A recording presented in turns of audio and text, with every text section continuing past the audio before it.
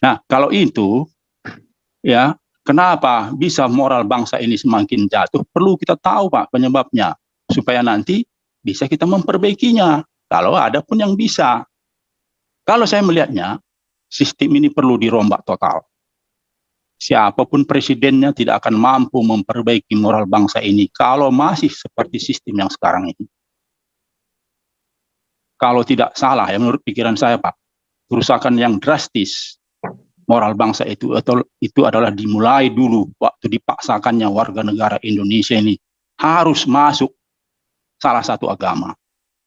Ya, mungkin caranya itu dulu untuk membendung PKI. Tapi kita lihat dampaknya sekarang kan. Jadi dipaksakan rakyat Indonesia ini harus menjadi orang beragama. Nah, setelah masuk menjadi orang beragama, banyaklah timbul gesekan-gesekan. Ya, ada orang tua yang mengatakan seperti ini. Dulu sebelum masuk agama katanya, dia keluarganya belum bertengkar. Tapi setelah masuk agama, kami jadi bertengkar katanya. Nah, saya mendengar pernah pernyataan Bang Ali Sadikin, Gubernur DKI. Dia mengatakan dia bisa membangun Jakarta itu katanya karena dulu moral bangsa, moral masyarakat Jakarta itu masih bagus katanya. Tapi kalau sekarang, wah saya akan susah membangun katanya. Itulah ya, dulu itu moral bangsa itu masih sangat bagus. Dan Ali Sadikin ini benar pemimpin yang menunjukkan keteladanan. Kita lihat sajalah, Insinyur Rio Tambunan, itu orang Batak itu. Itu dipilihnya menjadi kepala dinas atau kepala PU barangkali, yang tegas. Ya, bisa membangun Jakarta ya, dengan caranya sikap orang Batak yang tegas itu bisa dibangun Jakarta seperti yang dibangga-banggakan dulu. Juga ya, kalau kita lihat banyak kepala-kepala dinasnya itu orang-orang yang berintegritas. Dia tidak memandang suku dan agama. Coba kalau sekarang pemimpin kepala daerah, pasti yang dipilihnya ya yang sesuai dengan maunya. Bukan dilihatnya integritasnya. Nah, kalau saya melihatnya juga, Pak, semakin tua Republik ini, kalau kita lihat grafiknya, bukan semakin baik, semakin jatuh terus moral bangsa ini kalau saya melihat. Kalau kita buat grafiknya pasti. Kalau siapa yang bisa membuat grafiknya itu pasti semakin jatuh moral bangsa.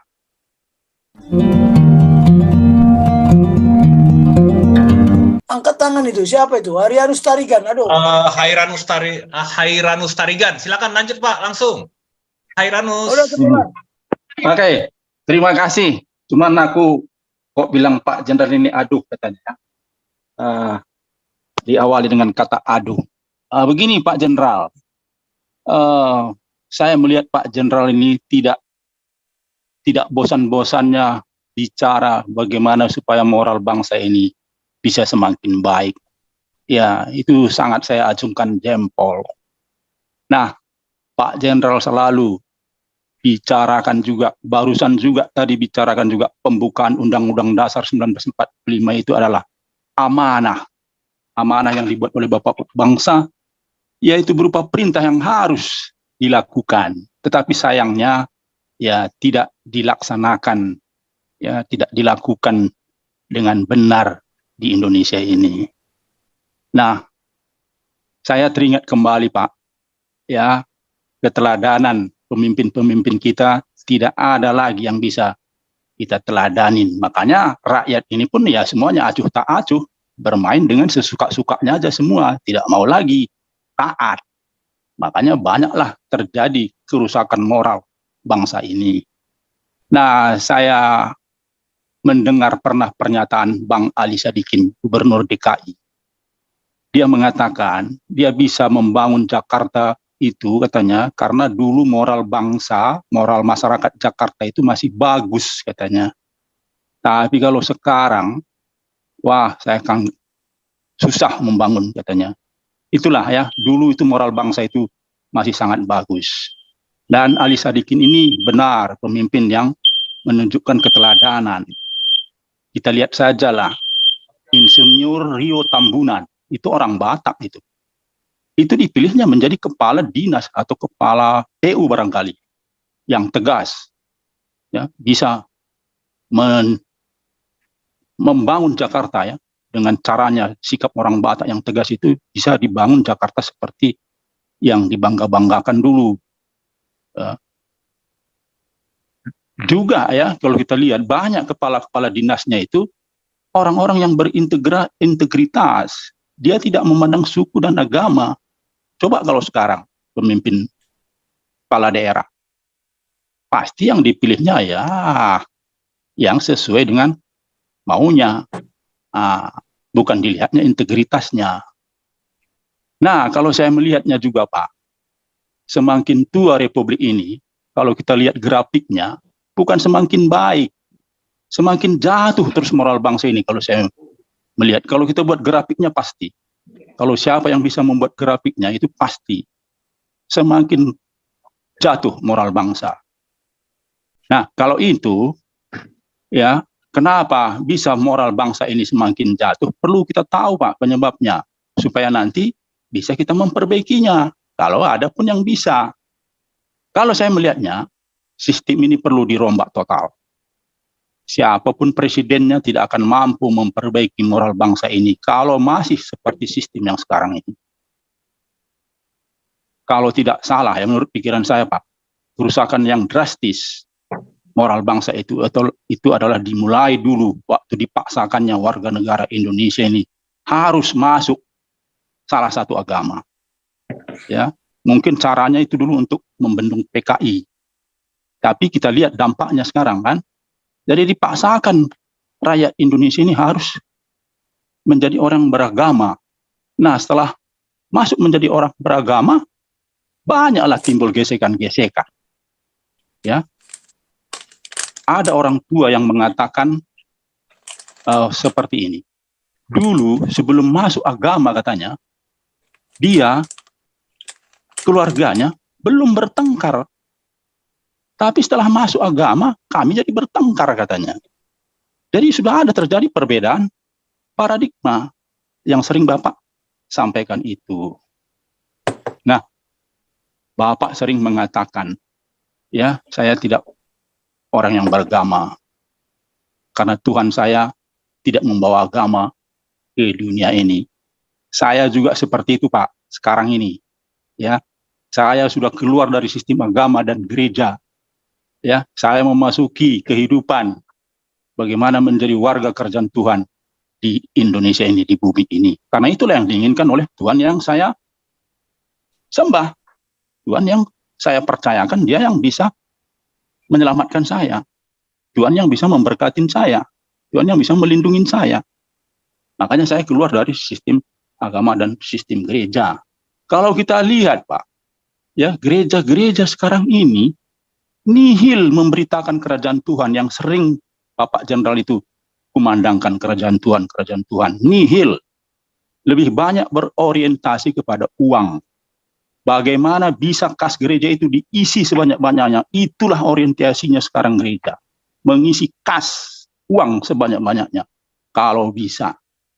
Nah, jadi gereja tidak memberitakan Injil kerajaan sorga. Padahal Yesus sendiri, dia memberitakan Injil kerajaan sorga dari desa ke desa, ke mana-mana, itu yang disampaikan Tuhan Yesus. Tetapi gereja bukan itu, nihil itu menyampaikan Injil kerajaan sorga. Orientasi mereka sudah uang. Jadi, yang mengaku gembala sidang, itu lebih suka merangkul jemaat yang memberi uang yang banyak. Tidak peduli apakah uang itu dari uang korupsi. Bagaimana dia mendapatkan uang itu? Enggak peduli itu. Yang penting banyak sumbangan uangnya. Jadi orang yang seperti itulah yang dihormatin di gereja. Nah, jemaat-jemaat kan, ya bagaimanapun kan melihat juga ini, cara hidup yang seperti ini. Jadi jemaat-jemaat pun ya ada juga menerima dampaknya. Akhirnya jemaat pun menganggap bahwa kalau banyak uang kita, harta kita, kita dihormatin di gereja atau di kumpulan-kumpulan masyarakat lainnya. walaupun itu uang hasil korupsi. Makanya jadilah terus korupsi itu, bahkan dianggap korupsi itu adalah suatu perbuatan yang tidak menyalahin, tidak apa yang namanya itu, udah sepertinya dibenarkan saja oleh masyarakat, tidak peduli lagi masyarakat melihatnya, karena dia disanjung-sanjung karena banyak sumbangannya. Nah, di jemaat itu pasti itu yang lebih dihormatin, bukan seperti yang diperintahkan Tuhan Yesus. Orang yang peduli dengan rakyat miskin, seperti katanya, ketika engkau melakukan kepada salah seorang dari saudaraku yang paling hina ini, engkau telah melakukannya untuk aku. Orang yang melakukan seperti ini pasti tidak begitu disanjung-sanjung di dalam gereja, tapi yang disanjung itu adalah yang banyak memberikan uang untuk mengisi kas gereja. Lalu gini Pak, karena Bapak selalu bicara tentang membangun kerajaan Tuhan, bagaimana Pak kalau Bapak juga terus mengumandangkan bagaimana membangun kerajaan Tuhan di negara kesatuan Republik Indonesia ini, supaya nanti Bapak tidak jadi sakit hati atau frustrasi melihat negara ini sudah capek-capek Bapak terus menyampaikan hal-hal yang baik tapi jadi sia-sia semua. Lebih baik ya kalau rakyatnya sudah memasuki kerajaan Tuhan. Aku yakin Pak, kalau dia yang menjadi pemimpin di bangsa ini, pasti negara ini semakin baik, moral bangsa ini semakin baik. Ya, kalau menjadi pemimpin itu nanti adalah orang-orang yang sudah keluar dari sistem agama dan sistem gereja dengan doktrin-doktrin itu semua. Dia sudah menjadi warga kerajaan Tuhan. Kalau dia yang menjadi pemimpin di negara kesatuan Republik Indonesia, saya yakin moral bangsa ini sedikit demi sedikit terus akan diperbaiki karena dia memberikan keteladanan yang baik, keteladanan yang perlu dicontoh. Nah, satu lagi Pak. Sudah ditangkap Pak Hairanus, biar langsung ditanggapi oleh Pak Jenderal. Silakan Pak Jenderal. Sili, ya jadi begini. Nanti kalau kita bicara kerajaan Tuhan, kita ambil ruang tersendiri lah ya. Karena saya bicara wawasan kebangsaan ini didengarkan semua para murid, ya. Itu 1.000 orang itu mengikuti itu karena saya kirim tadi Zoom-nya. Ya, jadi nanti kita bicara tentang kerajaan Tuhan lah. Ada tempat, ruang dan waktu dan tempatnya. Jadi kita bicara wawasan kebangsaan lah. Nanti kita bahas. Karena nanti kalau kita bahas itu, nanti panjang ceritanya saya buka dari kitab Kejadian sampai kitab Wahyu nanti.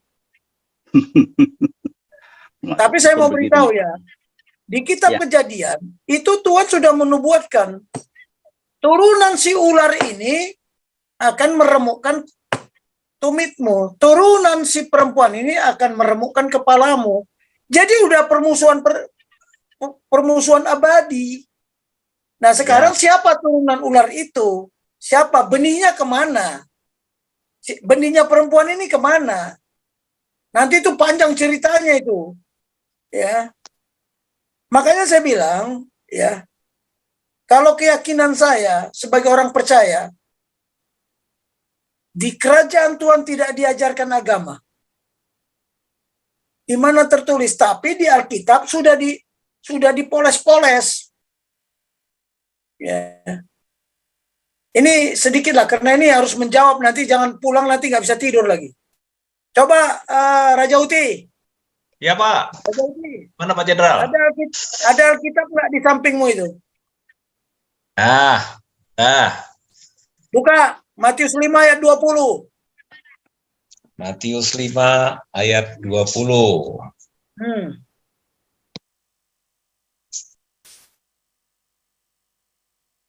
Maka aku berkata kepadamu, jika hidup keagamaanmu tidak lebih benar daripada hidup keagamaan ahli-ahli Taurat dan orang-orang Farisi, sesungguhnya kamu tidak akan masuk ke dalam kerajaan sorga.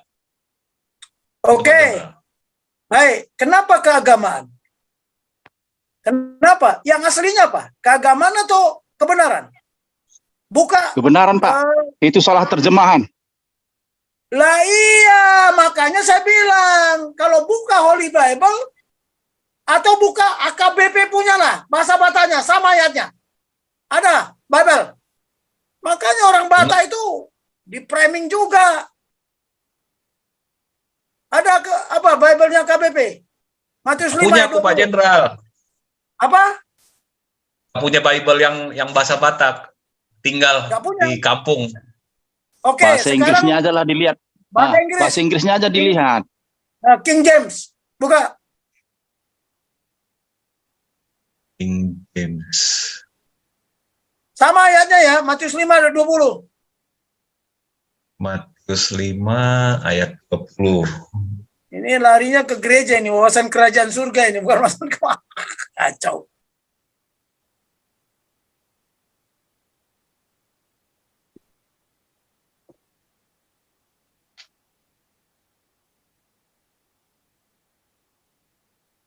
Halo. Ayo, ini sebentar. Ya, ini yang saya coba buka ini Pak ya. Saya juga nggak punya King James, paling dari Google. Ya sama aja. Nggak apa-apa. Ya. Saya sebenarnya nggak persiapan untuk menjawab pertanyaan itu karena pertanyaannya munculkan tiba-tiba. Sebenarnya kalau di cara mengajar, jika pertanyaan tidak ada kaitannya dengan apa yang diajarkan, ya lebih bagus dijelaskan pada kemudian. Tapi ini nggak enak saya. Karena dari Medan ini. Enggak. Ya, Seli. Enggak, Pak. Saya rasa masih pas, Pak. Karena jatuhnya moral bangsa ini itu tadi masuk dalam sistem agama. Betul. Makanya saya bilang, kalau Tuhan yang saya yakini, ya sang raja, sang aku itu, ya, yang saya yakini, ya, tidak ada mengajarkan agama, tidak menciptakan agama, tidak melahirkan agama. Ya. Makanya konsep kerajaan Tuhan, sambil cari ya Raja Uti, konsep kerajaan Tuhan, namanya kerajaan Tuhan, pasti ada sang raja. Siapa rajanya? Kemudian kerajaan Tuhan pasti punya wilayah, pasti punya pemerintahan, wilayahnya kerajaan Tuhan tidak terbatas. Ya. Siapa warganya? Ada malaikat, ada yang dipilih. Ya, tidak ada demokrasi di sana. Nggak ada voting-votingan. Setiap kata Tuhan itu adalah hukum. Itulah kerajaan. Ada konstitusi. Hey Martin, let me use this action exercise. Let me create a Zoom, then I contact you because I'm still not able to create a Zoom. I don't know what the problem is. Mana Raja Uti? Baca, Lanjut Pak bisa Jenderal. Hah? I said to you. Terus lanjutkan aku. Saya hanya hafal aja, tapi saya nggak enak kalau saya ngomong, mesti Bible-nya yang ngomong kan gitu. For Karena I itu say kata-kata unto you that accept your righteousness shall exceed. Oke, accept your righteousness, bukan religius. Righteousness itu kebenaran. Ya. Makanya Tuhan mengajarkan akulah jalan dan kebenaran dan hidup, bukan agamaku. Cuman udah di framing. Sinode yang nggak keruan ini tarikan. Iya. Kalau nggak mau pakai Alkitab, nggak boleh. Ya, padahal nggak ngerti apa maknanya Alkitab. Makanya ambil esensinya, saya bilang sublimasi. What does it mean Alkitab? I have no idea. Alkitab hanya kumpulan kitab-kitab, but the Holy Bible satu-satunya. Holy means satu. Suci, yang suci itu siapa? Yang satu itu. Satu-satunya, makanya tidak ada gospel yang lain. Kita bilang Injil, tak dari mana lagi definisi Injil ini. Holy means satu. Karakter satu itu siapa yang suci? Itu baru satu ayat ya. Kalau saya buka lagi nanti, dari Kitab Kejadian sampai Wahyu, saya nggak perlu sekolah STT, nggak perlu. Tapi saya bisa membaca ini maknanya apa? Esensinya apa? Ya. Ada lagi dari saudara sebelah, wah, katanya Yesus itu Tuhan, hari kiamat nggak tahu. Orang nggak pernah diajarkan hari kiamat. Akhir zaman kok hari kiamat? Oh enggak, akhir zaman muncul zaman baru. Bumi baru, Yerusalem baru, kerajaan baru. Nah, cuman diterjemahkan lain, dia memang beda. Jadi nggak boleh diobok-obok, diadu-adu. Tuhan mau jadi manusia, mau jadi apa aja bisa kok. Ada hari kiamat, mana ada hari kiamat? Kalau ada orang Kristen mengajarkan hari kiamat, berarti dia bukan orang Kristen. Bukan orang percaya, bukan anak kerajaan Tuhan, bukan warga kerajaan. Tolong bedakan ya, penduduk dan warga negara. Yang menjadi penduduk di Indonesia, boleh saja. Negaraku, tapi bukan bangsaku. Tapi kalau sudah warga namanya, beda. Penduduk di Indonesia bermacam-macam kok. Tapi yang mau jadi warga negara siapa? Hanya gara-gara KTP. Itu yang perlu ditanamkan. Oke lah ya, nanti kita bahas sendiri masalah apa? Masalah moral yang ada di gereja kita. Ya sekarang ini Pak Beta Maluku ini kelihatannya udah angkat tangan dari tadi tuh. Masih ada. Kau bilang kau menang debat lawan domba yang sesat. Kau bilang banyak yang tobat.